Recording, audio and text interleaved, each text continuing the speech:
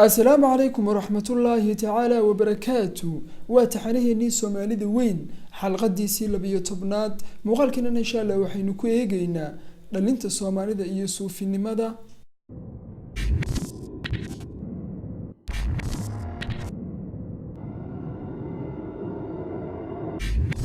arrimahan aynu ka xusayno suufiyiintu ma dafirsana inay ugu faafiyeen aqoonta islaamka Afrika qaab ay xataa gumaystayaashii ka yaabeen balse halkan waxaynu ku abaaraynaa dhankoodii siloonaa ee xumaa iyo in markii ay gumaystayaashu dalka soo galeen ay bahaysteen oo kaashadeen oo ummadii caamad ahayd ay gaarsiiyeen heer ay aqbalaan gumaysiga oo aanay kaba dhiidhiyin falalkiisa aragtidaas siloon ama xunna waxa laga yaabaa in ay ku milan tahay dabcigooda suufinimo ee ku soo kala koray deegaanada kala gedgedisan ee ka fog qaabkii ay u adeegsan jireen suufiyiintii hore sida Cabdulqaadir Jaylaani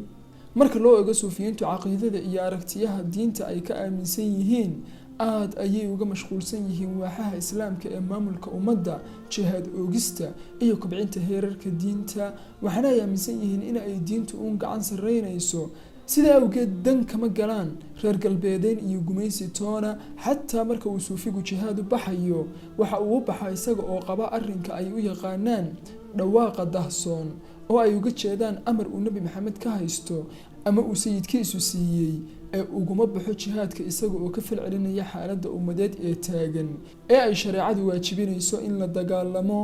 qaar ka mid ah suufiyiintuna waxaba ay aaminsan yihiin xataa haddii la dumiyo oo la baabi'iyo dowladda muuqata ee ummadana waxa jirta oo aan waxba loo geysan karayn dowladda dahsoon ee aan muuqanayn halkaasna waxaa inooga muuqanaya laba qaab oo ay isula qabsadeen isulana falgaleen gumaystayaashii iyo suufiyiintu iyada oo haddana gumaysigu ummadaha ku waajibiyey in uu ku maamulo xeerka calmaaniga ah suufinimaduna waxa ay ku kaaftoontay soo jireenka caadooyinka iyo awoodda culimada markii uu gumaysigu buriyey maxkamadihii shareecada ee uu soo waariday aqoontiisii reer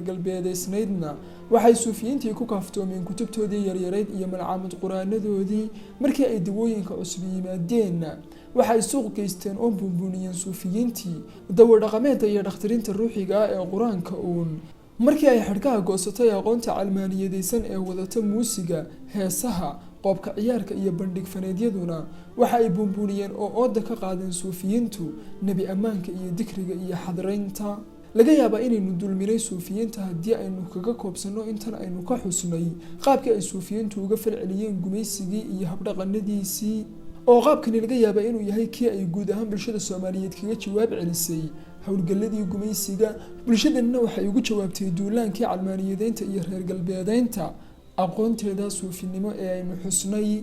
haddii aynu eegno dhalinta Soomaaliyeed iyo suufinimada waxay ku dadaalaysaa waayahan warbaahinta Soomaalidu ku dhawaaqa iyo ku celcelinta magaca Sayid Maxamed Cabdulla Xasan manhajka waxbarashadana sooyaalkiisa qayb ayaa lagaga daray iyada oo loo arkayo inuu haliyay qoomiyadda Soomaaliyeed ka soo baxay oo unkay horukaca iyo hinqashada ummadda Soomaaliyeed xusitaankiisa iyo niyad ku hayntiisuna ay lama huraan tahay si qofka Soomaaliga ah loo dhaadsiiyo dareenka sharafta cisiga iyo karaamada leh ee uu gaarsiisan yahay iyo in ay aabayaashiisii uu dhulkan ka dhaxlay ay ahaayeen rakaalintoodii mudnaanta lahayd soo gutay balse marka loo eego howlgallada iyo waxqabadyada dowladda ee arrimahan daaran waxa laga dheehanayay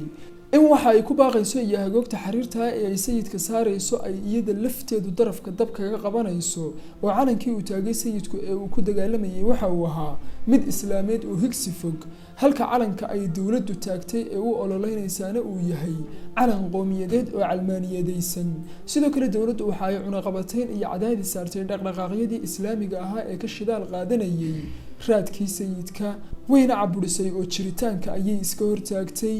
lagama helayo geyga Soomaaliyeed cid u dadaalaysa inay ururiso oo diiwaan geliso sooyaalkii sayidka iyo dhaqdhaqaaqii fikirka ku salaysnaa ee ay bahdiisa iyo howlgalladiisuba matelayeen walina waxa loo arkaa kacdoonkiisii inuu ahaa kaliya gadood seeflaboodnimo oo aan sii ridnayn sababta ay arrimahaas oo dhami ku dhaceenna waa dhowr arrin uun arrinka koowaad waa mooganaanta iyo jaahilnimada guud ahaanba ka haysata Soomaalida aragtidii iyo ujeedooyinkii jihaadkii Sayid Maxamed Cabdulla Xasan arrinka labaad waa inay bulshada Soomaaliyeed ka cabsi qabto dowladda haysata oo waxa ay dowladdu u arki lahayd sooyaalka sayidku inuu ahaa sahay fikrad iyo siyaasad xambaarsan oo soo biirinaysa dhaqdhaqaaq islaami ah. qodobka saddexaadna waa in weyneynta iyo kor u qaadista magaca sayid maxamed cabdille xasan uu kicinayo oo oogayo xamaasada dhanka suufiyada ah, iyaguna waa dariiqada ka arrimisa ee guud ahaanba dhulka soomaaliyeed ugu tunka weyn. saddexdaas qodob oo isbiirsadayna waxa ay sababeen in dhalinta soomaaliyeed ay u arkaan keliya dhacdo taariikhi ah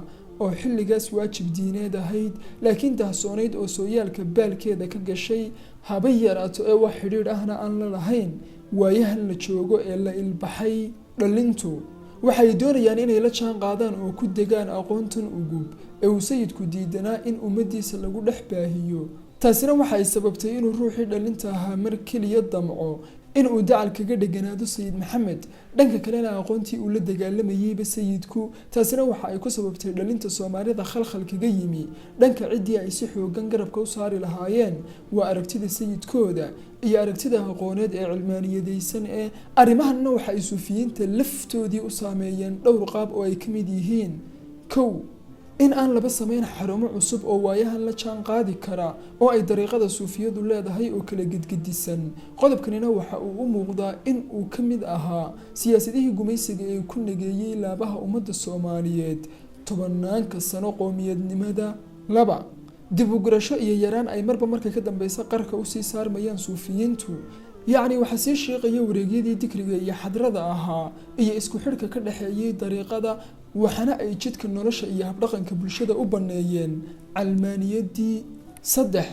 in dariiqada laga tirsanaadaa waxa uu noqday afka baarkiisa iyo sheegasho, waxaana meeshii ka baxay falgalkii iyo kaalintii uu ruuxu ku lahaa dariiqada. wax uhurkii iyo howlqabadkiina waa laga waayay xubnihii dariiqada, xataa waxaa hoos u dhacay kaalintii suubanayd ee uu ruuxu ku lahaa qabiilkiisa. dariiqada lafteediina waxa ay noqotay mid loo kala sheegto qabiil qabiil, oo isaaqu waxa ay samaysteen laanta sayliciyada, ogaadeenkuna laanta saalixiyada, dadka xeebaha degaana laanta axmediyada, qabiilada bartamaha soomaaliyeed iyo koonfurtuna laanta qaadiriyada aweysiyada ah. ujeedka ugu weyn ee dariiqada looga tirsanaadaana waxa uu noqday mid muujinaya dikriga iyo xadrada iyo imaanshaha ciidaha iyo bandhigyada dariiqada, iyo in shiikha la adeeco uun. shiikha dariiqada laftiisuna waxa uu u bandhigayaa xubnihiisa in ajiibistooda lafteedu ay leedahay xuduudo aan ka tallaabeyn xeerarka iyo dastuurka dowladda iyo danaha guud ee xubnaha laftooda. dariiqadina waxay sidaas ku noqotay mid isku dayeysa inay isu dheeli tirto habdhaqanka bulsheed ee waayahan iyo jiritaankeeda, iyada oo ka hortegaysa inay xubnaheeda laftoodu ku gacan saydhaan oo kaba baxaan haddii sidii soo jiraanka u ahayd loo dhaqmo. qaabkaas ayayna u dhacdaa ballanta iyo baycada uu sheikhu la galo xubnaha dariiqadiisu. intaas ayaynu kusoo koobaynaa muuqaalkeennii maanta. wassalaamu calaykum.